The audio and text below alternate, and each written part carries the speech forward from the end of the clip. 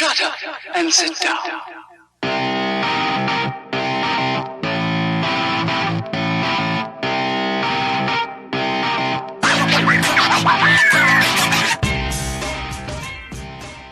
Hey everyone, welcome to the Takeover Tuesday podcast. My name is David Allen, and we are missing our co-host today, Carlos Redlick.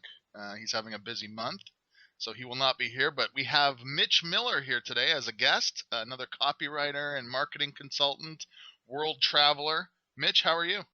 Yeah, I'm great, David. How you doing? So Carlos is ditching us today. Carlos has made me aware that he is extremely busy this month, and so we have a backlog of guests this particular week, so Okay. he could not join us. I know you guys interviewed Carlos on your podcast not so long ago. Yeah, it's fun. He's a fun dude. You guys actually seem very similar.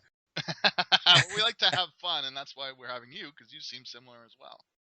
Nice. So, well, you're in Thailand right now, is that true? Yeah, on an island called Koh Chang. So you fly to Bangkok, and then you go about 6 hours east, and then you hop onto some random island. There's like wild boar. I think there's a few wild elephant. There's wild monkeys and every kind of spider, the size of like small mopeds.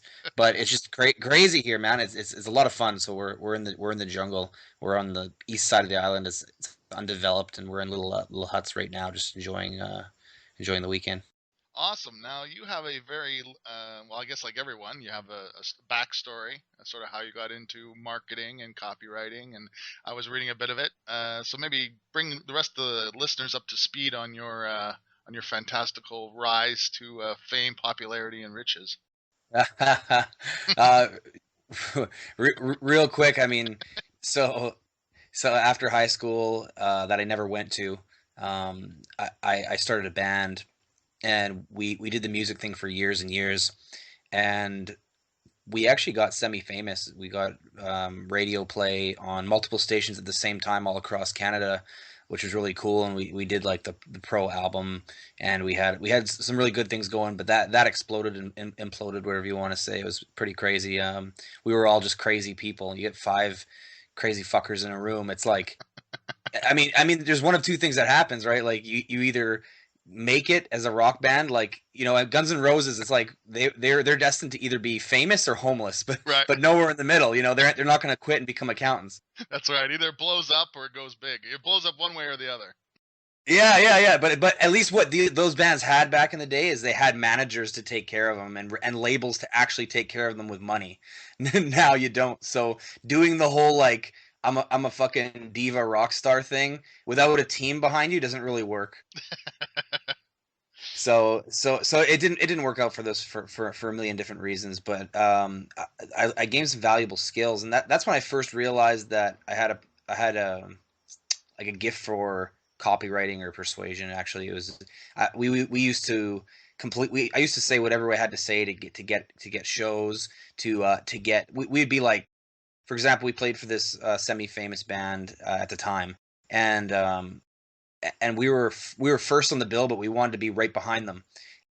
And man, nobody wanted to do it, but like we just did this crazy, like I told one band that the other band couldn't do it because they had to leave early, and then I told this band that this band is not going to make it then, and I told the manager that this band said this, and I basically completely did this merry-go-round, and we ended up right before the headliners, and it was an amazing show, and different things like that. So and doing the social media and a lot of the writing, I realized that I had a gift for writing or whatever it was, and I come later to realize it was empathy. I can look at somebody and generally feel what they're thinking, and then know how they make decisions and know where they're at, which is one of the main tenets of copywriting. Know where the fuck they're at in their head, and then from there I know where they're at, so I know what I need to say and what order to think it before they even think it in order to get them to do what I want to do. So I started to figure that stuff out. Knew nothing about marketing.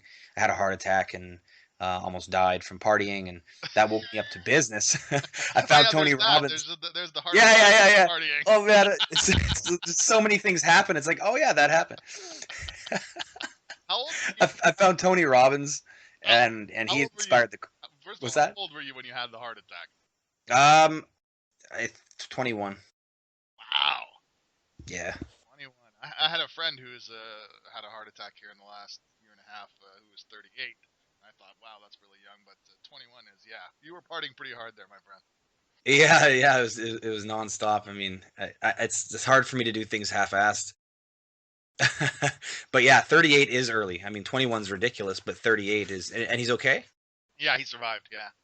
So, That's good. and he's taking measures to make sure that doesn't happen again. But yeah, Yes. that's Yes, yes. so you found Tony Robbins after that. He was my gateway drug to all this stuff, business, self-help, everything. He had an interview series where he what did he do? He interviews a bunch of different people in all these different fields, and one guy he interviewed was Jay Abraham on marketing, and that was the first I've ever heard of marketing, and it was just this magical thing. The way he talked about it was incredible, especially the way he talked about the money he made.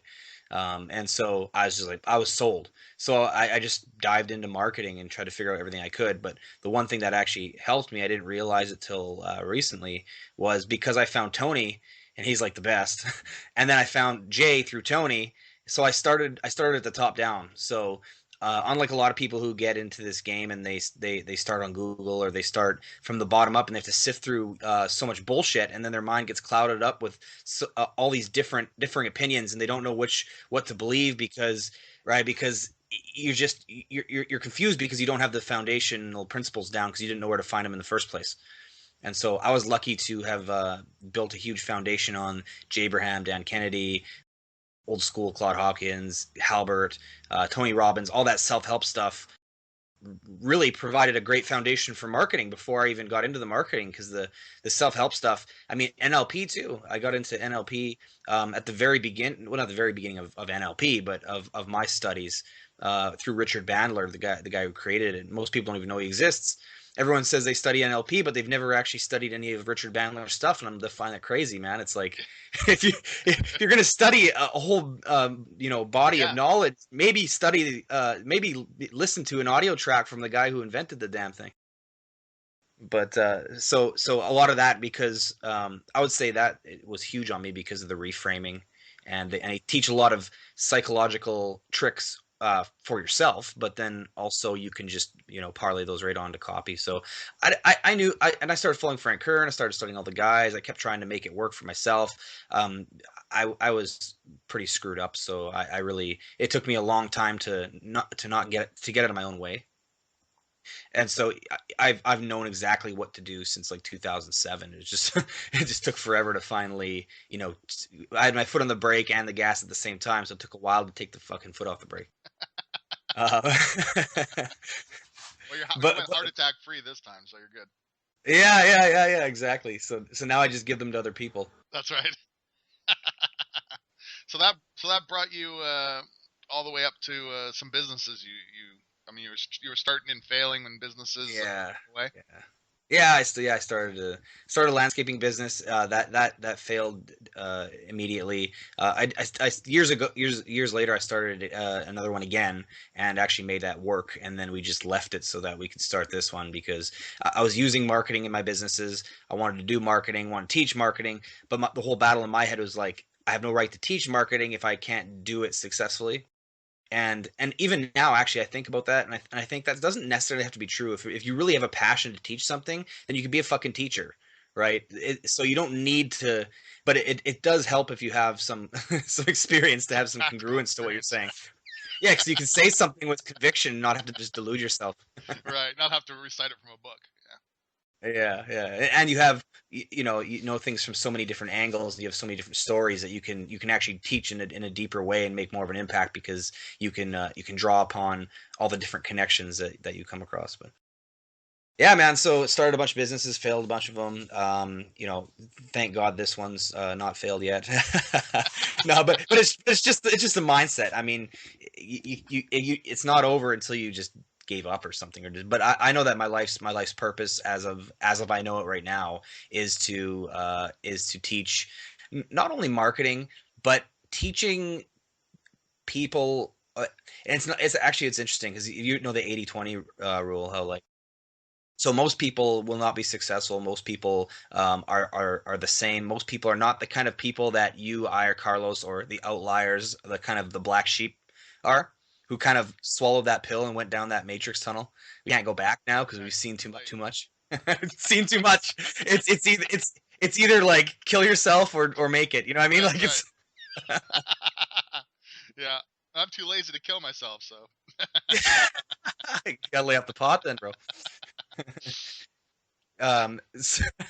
So yeah, it's interesting. So I lost my train of thought now. but well, Exactly. I think where you were headed too was, and I was going to ask you a bit more about this too. One of the things that sort of introduced me to you through some of your videos and your written materials on your website and so forth was this idea, which I've sort of figured out for myself a while ago, but I think you're really just super hardcore about it, was the sort of, why are people, so worried about, they're worried about everything and they're not actually, that's holding them back from doing stuff. Obviously there's like this fear and also this fear of like competition and everyone's, they're sort of fighting their way through everyone, but you've said taken, and you alluded to it briefly, but you've taken sort of a different position in that, which is to rise above sort of that element. Well, it's like it's only, yeah, like it's hard. I try to like make some interesting parallels to, let's say you're in a nightclub and you want to pick up a girl, which could be the same thing as saying I'm a consultant, I want to pick up a client. So the more that you want to pick up that client, the more that you desperately want to get laid, the more repulsive you are, and it's just the energy is all off, and you repel people. And so you have to not give a fuck at all if you get it. And then the paradox of doing that is then you become attractive because people want people want what they can't have. People say, okay, if this guy doesn't give a fuck, then, and everybody else around me is groveling to give a fuck, then he must be special. Right. It's a weird, it's a weird yeah, paradigm shift when you sort of see that in action. it's really weird. It's a paradox, and you really have to. You're either a sociopath or you truly, because sociopaths can just do it instantly, like boom, Yeah. just say whatever they say, and like, but then the other side of it is you got, if you're a guy that you really just, that's why I love the self-help stuff, as cheesy as it is and all that, like affirmations, like whatever, like making out with yourself in the mirror, whatever you got to do to be like. To just really come to that full conclusion that because what I truly believe, and this is like, I don't know how long I had to fake it till I made it, till I got it. I really can't tell. I don't know when it became actual reality, but I truly believe if you don't believe in yourself enough, then you obviously don't believe you can help your clients. So if you and you don't care about them enough, it's like if you cared enough to actually help people like you say you do, then you'd give a fuck enough to get out of your own way. You know what I mean? Because it's like there's a lot of people. I'm doing a blab in an hour with Carl, and there's a bunch of life coaches, healers, and these kind of people, and they hate selling and they hate putting themselves out there, and they believe that the business should just come to them. And what I'm going to say to them, and I got to be sensitive about it, is listen, you're not a special snowflake here. It's like by thinking you're above all that. It is, first of all, you watch The Secret far too much. You don't realize that there's actually action you got to take.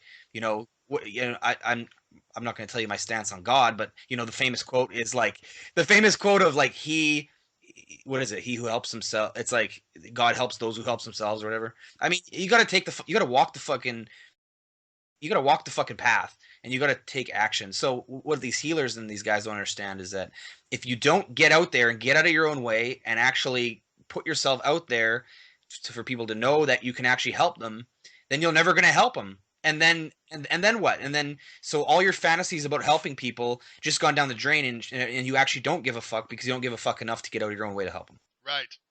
Now, you think this is tied specifically into Carlos and I talk about this quite a bit on the show and with some of our guests, which is, but not enough perhaps. And I think you're maybe more specific for this, is that people are so afraid, of course, of failure and this stigma, it seems, behind failing, like what that says about them personally or something, and that's something I think I sort of got rid of a long time ago. I'm not sure quite how, that occurred. Yeah, it just kind of happened. Yeah, but you just stop caring about what people think about you. Not necessarily their opinions and stuff and their advice perhaps, but it doesn't have this like earth-shattering effect on your ego or whatever. It's because you know who you are. Right. You the more years that go by, you know what's true for you, and just like, well, I mean, okay, let's like, and we're all none of us like have this completely figured out. Right. Like I still think of what people think is Yep. to a lesser degree and all this kind of stuff. But like, imagine a small child, like a 4-year-old, came up to you, booted you in the shin, and said, "I hate you. You're a terrible person. I hope you die." But are you going to emotionally believe that a little bit, and then and your self-worth is going to crumble a little bit? You go, "Oh my God, is this actually true? Shit!" And then go home like all fucking freaked out. You're like, "Man, I need a drink. I don't know what that just shook me to my core." No, it wouldn't. But but for guys who go to a nightclub and some random stranger, some blonde, they go up to her and they're like, "Hey, you're cute. My name is Mitch," and she goes, "I don't like you. You're ugly. Get the fuck out of my face. You're gross." And he would get crumbled, and it's a stranger, but it's only because he doesn't know who he is. And the more that you you figure out who you are and know who you are, then nobody can dictate how to feel about yourself except you. Right. You have this like And unshakableness to you. Yeah, and that's what it is. So the people are afraid of failing. They're really just afraid of being embarrassed by other people. Yeah. And that's judged. yeah. But like, if you think about it, like, because one of my mentors, his name is Owen Cook. He's incredible. Oh, He yeah. talks about, yeah, Oh yeah. nice. I know who that is. Yeah. Awesome. He's one of my hidden secrets to all this understanding how people work and stuff like that. But he talks about being afraid of failure and being afraid of looking bad in front of other people is like a protective energy. You're trying to protect yourself from the whatever you think, whatever bad fucking feelings or whatever you think is going to happen, the browbeating that's going to happen. But the reality is that protection, by doing that, that's a protective energy, and what you're actually doing is you're actually inviting more of that on, because you're that type of person who now people look at as that. It's the biggest self-fulfilling prophecy. Prophecy. So if you instead have a more if you say, you know what, like, the world's a nice place. I walk around the world with ease. It's my home, and everybody's friendly, and I know who I am, and whatever happens, but I believe what I believe, and most people are good. Then you'll have an expansive energy, which will actually create those type of feelings. See, the biggest thing that I noticed, and I don't know if you notice this too, is like, whatever you feel, they feel. It's like, it's crazy. It's insane. So if you feel like you're going to be judged, then people feel that they're going to be judged, and then they fucking judge you. Yeah, it's funny because aside from copywriting, one of the main things I do is street perform. So for those people who've listened to this podcast, maybe know that already. But yeah, and that's why. Oh, wow. Yeah, dude. So that's a whole. That's a whole. I think I had that before I started that even, but it made it easier. But you see that when new people come in and they try that, and there's so few who do. But you see people. That's why it doesn't work, is not because they're not talented or they don't know how to do whatever they're gonna do, juggling or magic or whatever they're gonna do. But they have still these holdovers from quote unquote normal society, where they're being judged and they feel this heavy weight of, like, so they walk out there, and of course this is one. I mean, people fear public speaking more than death. So yeah. They go out there and they try to start a show from nothing in the middle of the street somewhere, and there's this incredible social pressure for it not to work. Because yes. You shouldn't be stepping outside these bounds that the rest of us are held to. But as soon as you do, these people congregate towards you, right. And everything is cool, and they're like happy to be there, and they're happy to be a part of this. And it's not, and then this thing you maybe had in your mind at the beginning when you first started, where like, no, this is the way it should be. You've released those people to be like, oh yeah, this is normal. Yeah, that's brilliant. Like, they're on your team. Yeah, they're on your side. They were never against you. Yeah, exactly. It's like the thing you built up in your own mind is was the problem. But that would scare me, to be honest. If I went out with you right now and I had to street perform, I'd be fucking scared shitless. So it depends too on the context. Like honestly, I could go up on a stage right now and speak no problem. But put me on that like on the street, like it honestly would scare me. I mean, going door to door, even still kind of scares me if I had to do it right now. You got to maybe you have to get reacclimated to it. But yeah, no, street performing, that's a whole nother ball game. Hats off to you. Yeah, you can really see, you really get a sense of, like you said, I worked in a bar for many years too, and sort of saw these dating dynamics you referred to earlier. And the street performing is yet even another level of that because you're now trying to get money out of people, which is a whole nother whole nother Oh. level. But you really see that whatever you're feeling is what they're feeling, because you're afraid, they don't stop. If you're not afraid, they stop, and you barely have to do anything. So it's Mm. really this really weird.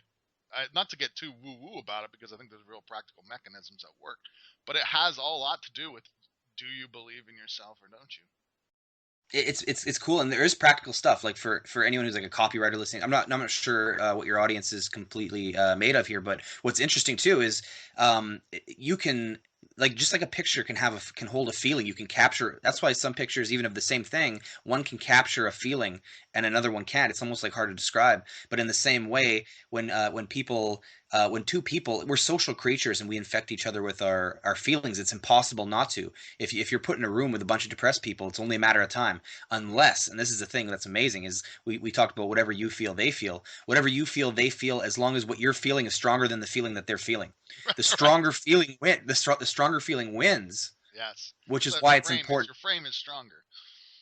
Yes, your frame, your strength of your thing. And what's interesting too for copywriting is there's magic that you can capture in the copy where if you the feeling that you want them to feel, or even with you can have it macro through the thing, or even the little small parts. If you can capture, it's hard to you know when you got it, but you definitely know when you don't got it. But if you can capture that magical feeling of what you want people to feel when they read it, you can actually put the feeling into the letter, and then that letter will always have that feeling. It's kind of hard to explain it. No, it is hard to explain, and you're doing an admirable job. I know exactly what you mean. And people who, like, I got into copywriting basically because I found out that Gary Halbert wrote a letter that sold me on something, sold me on a bodybuilding course, actually. Oh, And I was like, I found it out years later after I was long done with the course or whatever. But when I found that out, I can still feel the anticipation of when that, I mean, back then that was like a box arriving in the mail 6 weeks later or something. But, it wasn't coming to my email like in 10 minutes. But, yeah, I can remember and rereading the which is even sales better though. Sorry to material. cut you off, but that's even better, right? Because I know when we wait for stuff in the mail, you build it up so much. You're just like, I can't wait for this thing. Oh yeah, and you pour over the sales letter, again, and it was like a little sales pamphlet almost with pages in it. I remember going over the Yeah, bullets, what I would now know as bullets, and thinking, wow, that's gonna daily. be in there. That's fuck. I can't wait for that. Yeah, yeah. And I found that out somebody wrote that, and this guy's like a famous quote unquote copywriter. I had no idea what the fuck that was. I was like, wow, I gotta find out more about this because. That really, Oh, like, really? I could feel it. I was like, I gotta find out what this is about, because that, whatever he did to me, I can still feel to this day. Whoa, that's a great story. Really, you were just a customer, and the letter hit you so hard you had to figure out who wrote it. Yeah, yeah. I sort of found out like long after the fact, but when I still had the materials. Actually, when I was leaving to go street perform a couple years ago, I was hitting the road to go street perform full time, and so I was getting rid of basically all my worldly possessions that I didn't really need, absolutely need, and Wow. and I was interested in business as a way to support myself and stuff too. And one of the reasons I wanted to street perform was so I could free up my time to do other businesses, to take on other projects, and I couldn't do that with a regular job.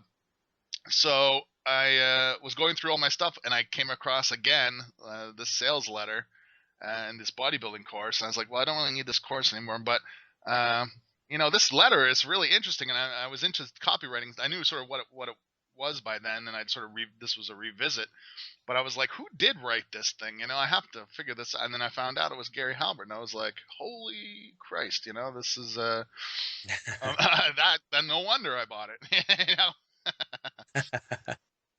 So what got That's you awesome. you used copywriting for your landscaping businesses and so forth in your Yeah, I mean that was the first. And what's interesting is studying the marketing. I'd never actually studied copy.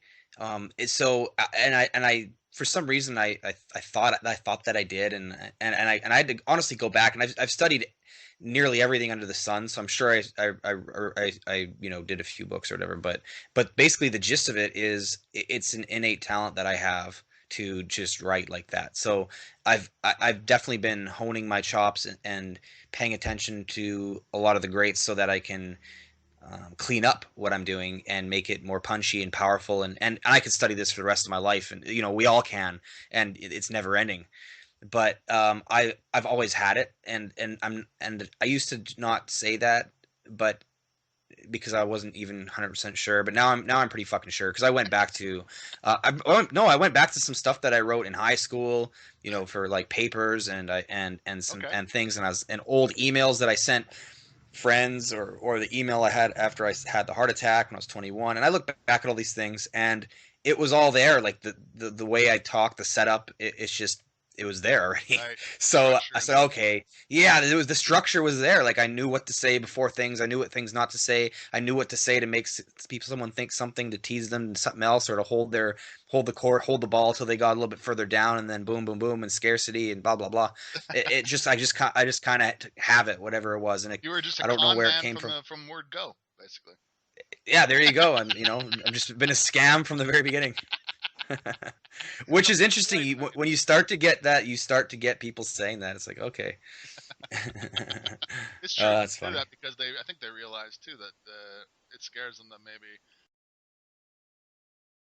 Yeah, it's powerful stuff, and I mean, and even when we were first beginning our business, sometimes we didn't do. Sometimes things failed. Sometimes we just didn't mesh with a client. Sometimes we were just stupid and did something wrong, and then all of a sudden it's like you're an asshole, you're a scammer. It's like, okay, man.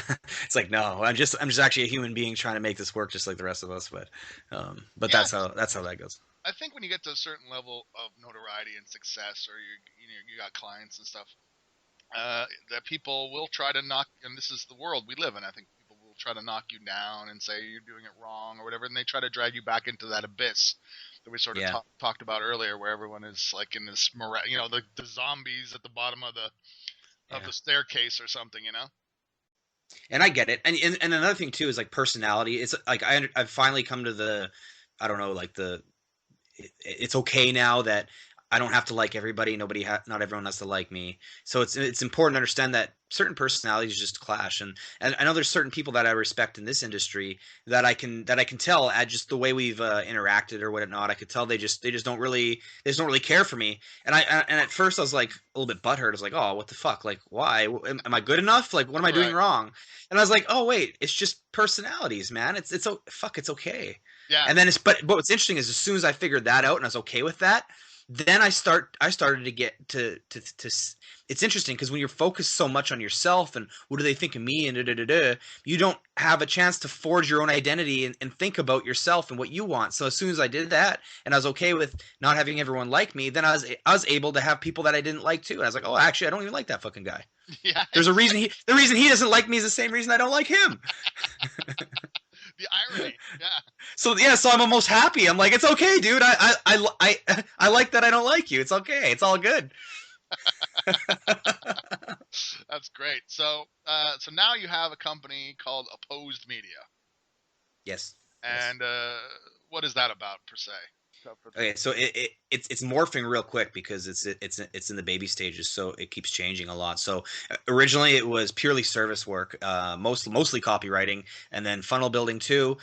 We were doing we still have a few clients where we were building full funnels, and full copywriting, and sometimes doing the ads too. The problem with that, and the reason we're getting away from that, is that's someone's entire business. So someone would say, I have this product, or I have this thing, this idea, or this info product, or whatever the fuck it is, and can you do all of this? And then we would do it for pennies compared to what it makes. I mean, we made some dude $1.8 million a month, and we got paid, what was it, 10,000 US dollars with no back end. And that was for for a fucking full funnel. We didn't have to do the traffic, but that was for the full funnel. I did like it was a goddamn ton of work. So we learn real quick what not to do. Some of your websites are expensive, yeah. Oh my God. I'm just like, well, so the services, and then I realized, okay, I love to teach. I want to teach. There's no excuse for me not to teach. I want to help change people's lives. I have this, I have the same perspective I think you do, which is like the opposing, don't do what everyone else does. Like, and so I want to teach that. I want to get that across with many different ideas. And so we started to transition into teaching as well as doing. So we want to keep the doing so that we're still grounded in reality of what works. We're still in the trenches doing it. We don't get, because of course there's, the principles of marketing and all that, they don't ever change. But if you're not doing the thing, if you're not in the trenches doing it, you lose sense of reality a little bit, and you're just not quite as gangster. So now it's like, I didn't realize that would be a fucking a shit show tightrope to walk, is like doing the service and teaching and all this. But I'm moving to the seminar model very soon. I want to do free events all around the world constantly, in order to bring people into the club, which is our membership site, and then allow those products and those videos to teach. But I want to really ramp up my public speaking skills. And so if anyone's watching this and has a spot for me on stage somewhere, I will do it. I will talk. I will be a whore for a while. Yeah. Well, no, and I think, we're on a podcast here, but one good opportunity for you might be the one run by Ollie Gardner there, the conversion. It's in Vancouver. I can't remember what it's called now off the top of my head. Okay. But they take they have an open thing where they look for speakers, and you can just go sign up. Okay. Tell them why you're a rock star, and I think you would have a good shot at them believing you. I'll put that down on a list. I have someone who spends part-time hours searching out podcasts, guest blogs, and speaking events for me. So about 20 hours a week. So we'll add that there. The guy that runs it is the guy who runs Unbounce. Oh, okay, cool. Nice. I just saw that yesterday, so that's why it's fresh top of my mind. But yeah, sweet. So you have this thing, Opposed Media. You got this is a membership site called The Club. Yes. So the membership site is called The Club, and my grand vision for it's going to take years to develop. But basically, what it is it's going to be a paid. It's a way to teach people. Originally, it was all business owners, all people who were in business. But that's it just doesn't make sense to me. I don't want to be a digital marketer.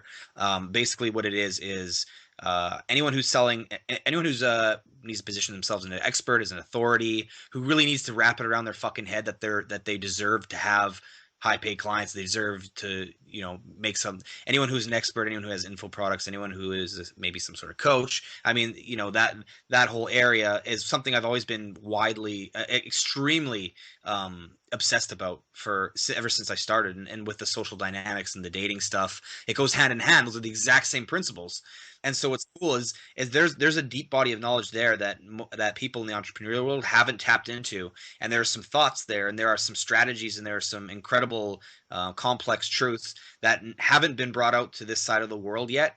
That I think will make a huge impact when they do, and I just need to do it. I have a lot of mentors in that area, but I have to be very careful that I can't take their body of knowledge in a way that I can't just rip them off. I can't say, hey, I'm going to take this and use it, because I know his plan is to use it in self-help as he goes forward, when he generalizes his way out of dating, because those concepts work for dating, but they work for everything. So I have to be careful with that. But yeah, basically the club is a place where it's $10 a month. I think it's go.opposedmedia.com/whytheclub, and it's $10 a month, and we teach you how to build $100,000 a year business in this field. And of course you can do more, and all this fucking hype out there about, but you know what, I find that most people, if they can get to the 100K mark, then they're cool, because I mean, that's a lot of I don't care where you are, where you're from, everyone talks about millions. That's a lot of money.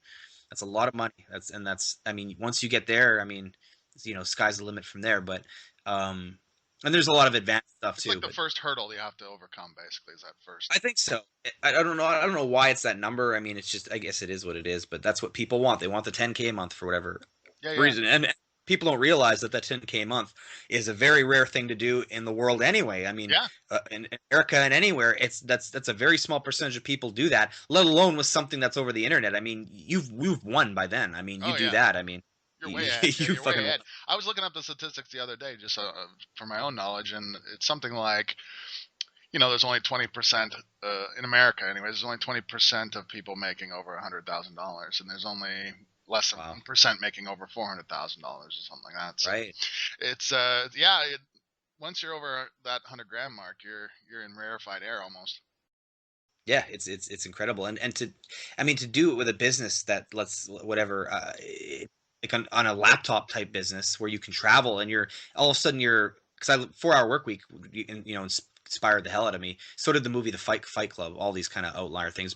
But I mean, to fucking to make your income and not have to be anywhere specific to do it, it's Yeah. that's worth making 30 grand a year. I mean that's worth it.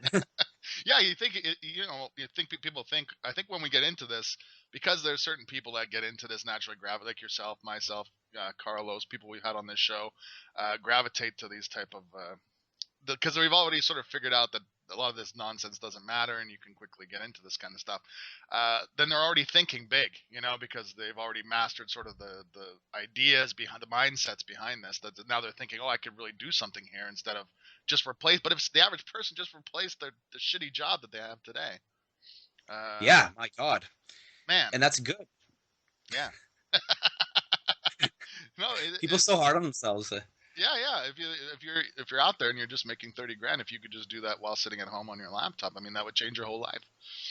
Yeah. Yeah. Weird to think about, but it's true. Now, so the club is your main way people get involved with you at the moment.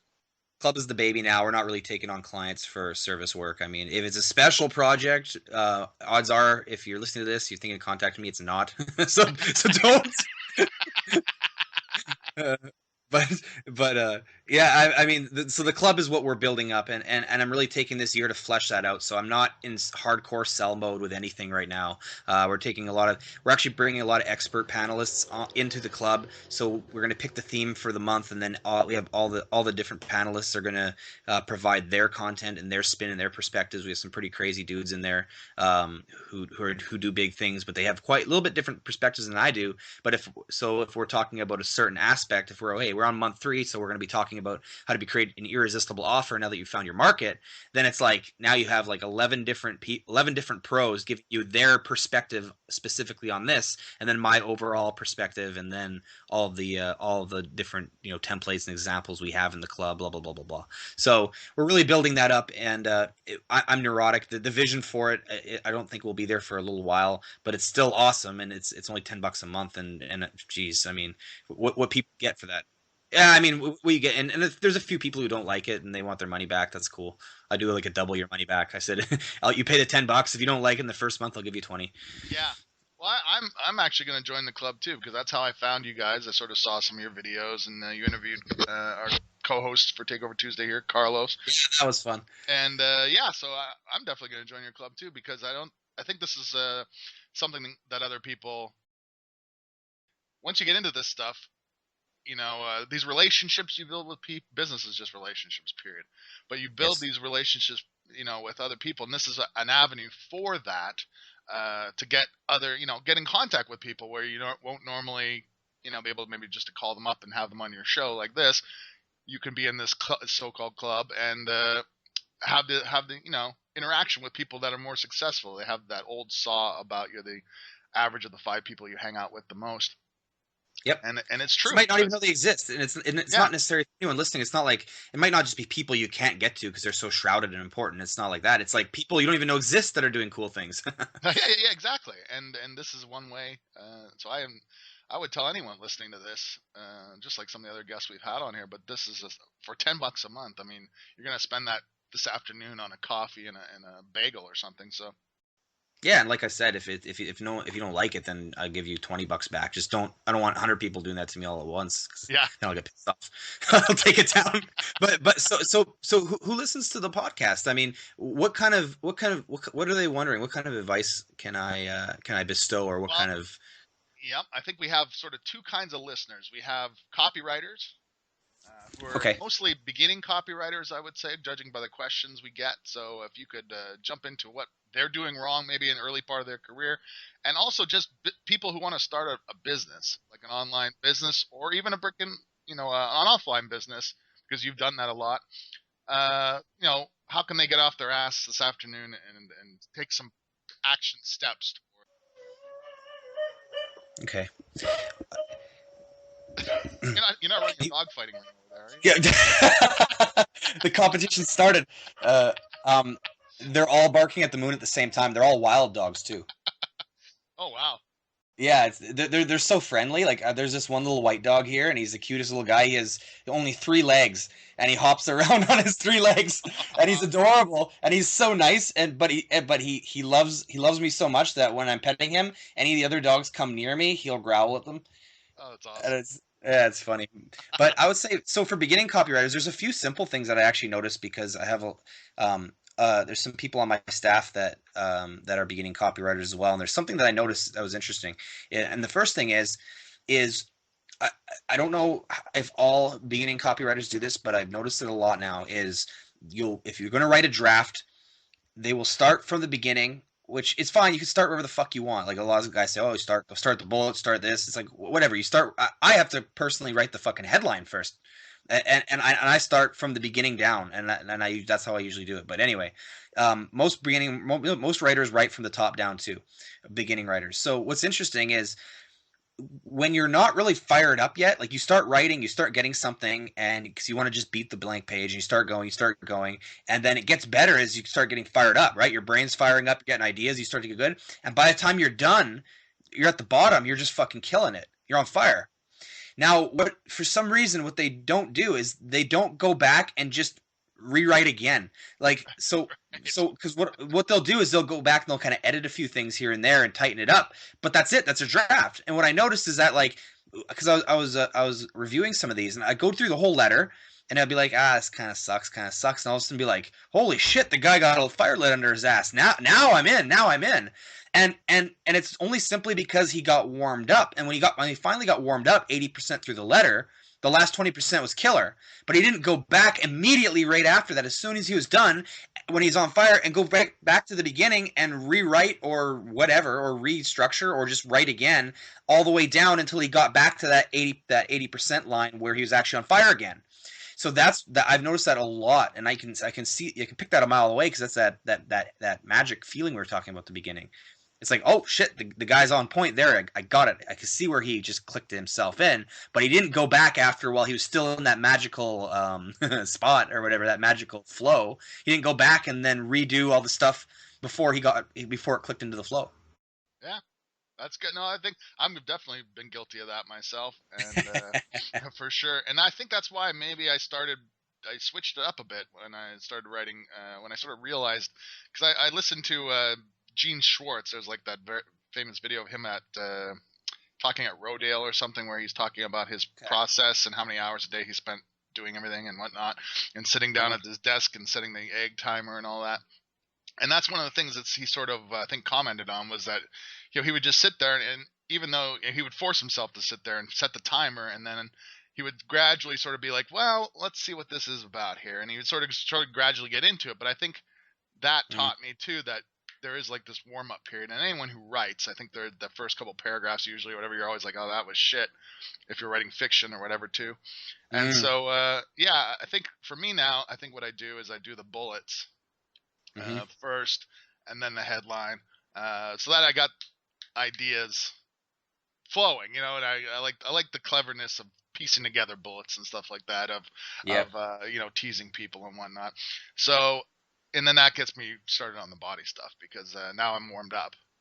Create 100 bullets for something, then you're like, all right. That's actually smart. Actually, bullets are my weak point. Yeah. I think I learned that from Ken McCarthy, actually, is when I finally heard him speak about copywriting in particular. He started with the bullets, and then and a headline is kind of like, if not your best bullet, then you can, create it from several of them probably put together and stuff like that.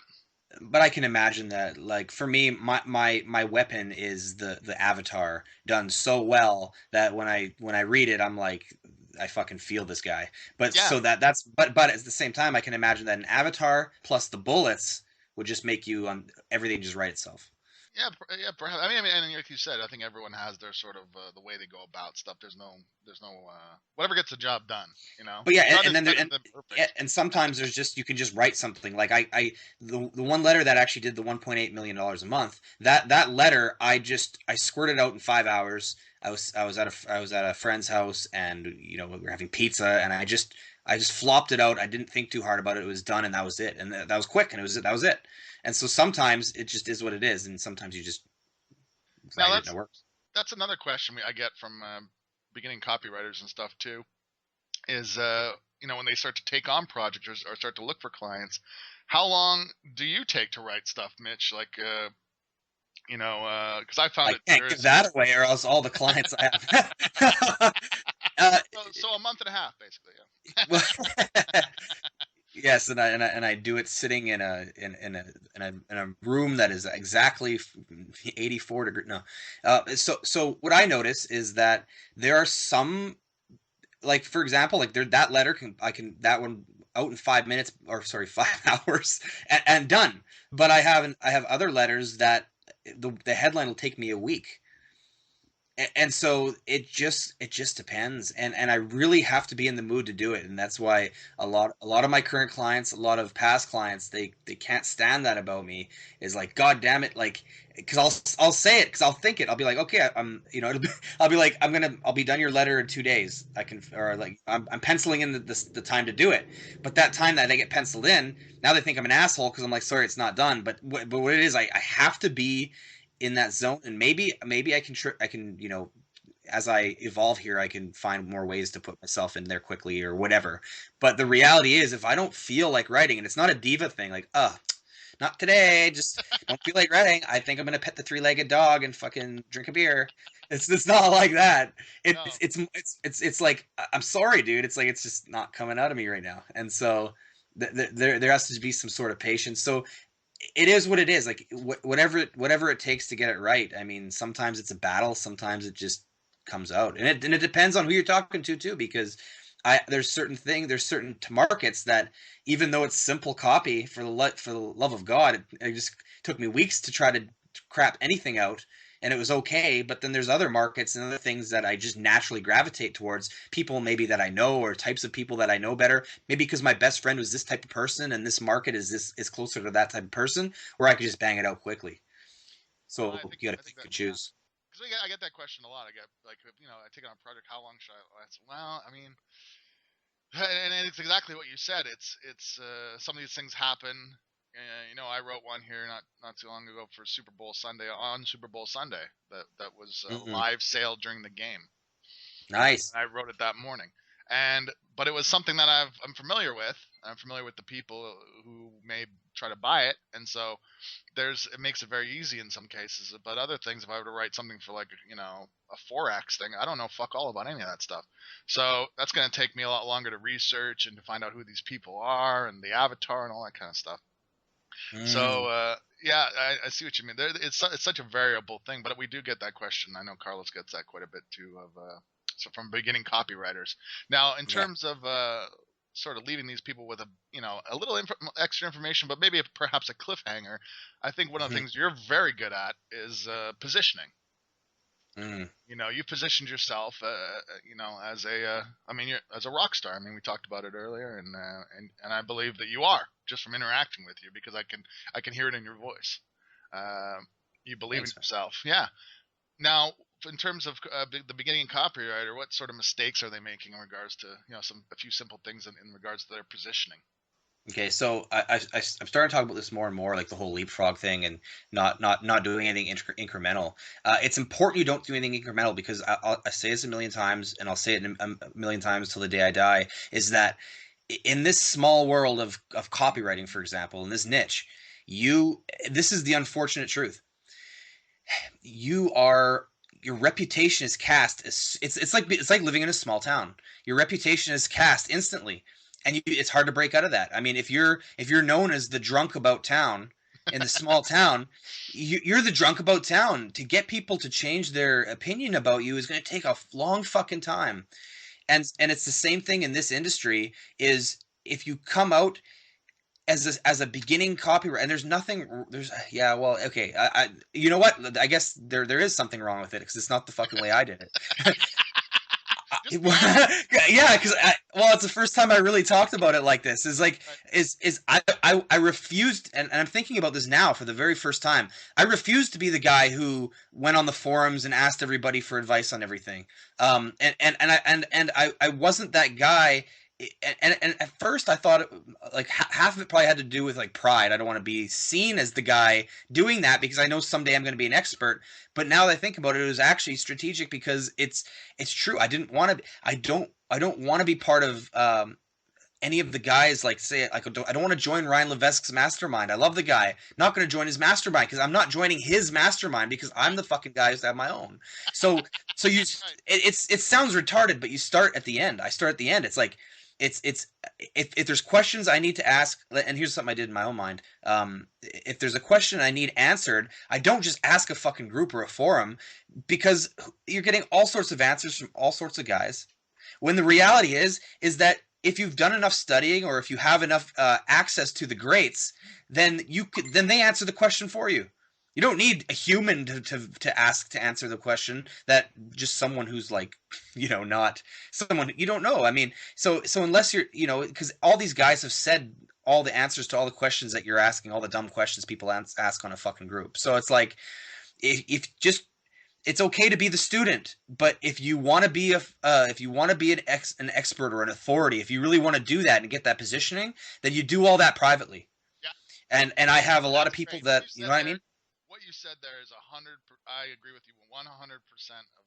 Oh, that's perfect. That's gonna be. I never thought about it really. Honestly, I never thought about it. Now this is going to start to become part of my teachings. Is like, just yeah, all that agony and all that stuff people that you see people rising up. You don't want to be that kid because you're always that kid. It's like, and that's a small town. Once your reputation is forged, it's forged. It's like it is what it is. So you want to forge it right from the beginning, and that's hard to do because it takes guts. But you got to do the preparation behind the scenes then, and then when you're ready, just come out swinging. I came out swinging. I came out with a book. I put it on Amazon, and then I went to the groups, and then I went to the industry and said, "Hey, I'm here with and I wrote a book, and I'm already him. I just came. It's like Mitch, you came out of nowhere. It's like, yes, I did, but I've been here behind the scenes, shutting the fuck up all this time, doing things quietly, so that when I come out, I come out, and I come out like I want to already be." Well, I think one sort of, maybe this is a bit of an obscure reference, but as you were talking about this, it made me think about this, which is, the Lord of the Rings, the books and then the movies and so forth. The central sort of, evil figure in this particular case is Sauron, the Dark Lord. And what do we know about Sauron? I mean, eventually in the stories we get this backstory in some of the later books and past the Lord of the Rings, but in the actual books themselves, he basically comes out of nowhere. The first time you hear about him is that he has, taken the ring and become this superpower. And then he's the superpower guy the whole story, basically. That's kind of, we don't really know where he came from and stuff unless you read some of the more obscure books. But in terms of that's kind of, I think he became that sort of dark wizard guy behind the scenes, and then sort of came out of nowhere, snatched what he needed to go to that final level. So if people want to, I'm sure there's people out here thinking we're crazy talking about this kind of stuff now, but that's kind of how I think about it. Is what would that top person do? Would they put up with this kind of shit? Would they, there's lots of questions, and I'm part of copywriting forums and stuff, and I see people constantly getting questions about like, this person isn't responding to me, and I didn't get the money up front, and all this kind of stuff. And it's all that kind of what you called incrementally your way up. Those are all problems associated with that. Well, and another thing, I'll leave it on. Actually, I have to hop on another call pretty much a minute ago. But I really want to finish this point for everyone. Is that you want to be very, very clear on what your end game is here. So if your goal is to be a guru copywriter to other copywriters and also copyright for clients and be an expert there, or be a marketing expert, it's like, well, it's you don't even have a fucking vision. It's all just scattered and fucked up. So it's like, yes, you can, like, for example, let's say, okay, if you want to be become a copywriter and you want to be an expert copywriter, well, you got to pick a niche first of all, because even the top guys they picked a few niches, because you can't be good at everything. You got to find what you fit into, your groove or whatever, and then get in there.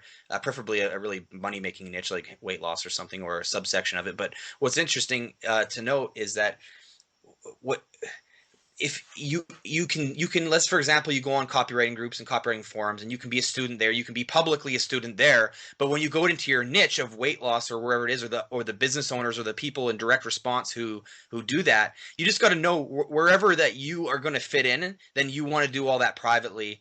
But if you wanted to be, let's say, like a guru copywriter or a marketing guru, for example, then, like, in general, like, which I always did for some reason, I just enjoyed teaching it. And I always wanted to be like, I'll say it, I always wanted to be like a marketing guru. Well, then I had to. It's a small world, even though it's a big world. So I had to shut the fuck up everywhere online. Whereas if you're a copywriter and you're like, oh, I'm going to get copywriting clients, well, most of your copywriting clients aren't on Cult of Copy, and that's not where they are, and that's not where they're going to be. So it's okay to hang out there and do your thing, but for example, and go, market yourself into an actual niche. But so don't get that confused and be like, oh God, now I gotta be quiet behind the scenes for all the marketers. It's like, well, unless you're going to be selling to the marketers, but I don't even recommend that path. I don't even know why I did it. It's not even not even that lucrative compared to the real world. Well, how do people, to finish it off, Mitch? This has been a great interview. And how do people get a hold of you again? What's the best? Where do they go? Cool. So, Opposed Media blog, opposed, like you're opposed to something. Opposedmediablog.com is our blog. All the interviews, all a bunch of content, cool stuff are there. A bunch of free stuff. And then go.opposedmedia.com/why the club is all about the club and everything that you can get up on that. And that's really about it right now. Okay. I'll be doing more interviews like this, and getting on stage, doing a bunch of stuff like that, having seminars, blah blah blah. But for now, those are the two places where people can hear me. Of course, on my Facebook too, Mitch Miller. So if you want to hit me up and friend request me, I'll add you, and then you can. I do post stuff on there. So Cool. Well, thanks a lot for coming on, Mitch. It's been an absolute thrill and a hilarious time having you on here. yes, And yes. we'll talk soon. And anyone else listening to this, of course, join the club. It's only $10 a month. It's going to be awesome if you want to get involved with people like Mitch, who are real movers and shakers. And what's $10 a month, really? And I'd like to thank Ben Sound at bensound.com for the intro and outro music for the show. All right. Perfect. Well, talk to everyone next week.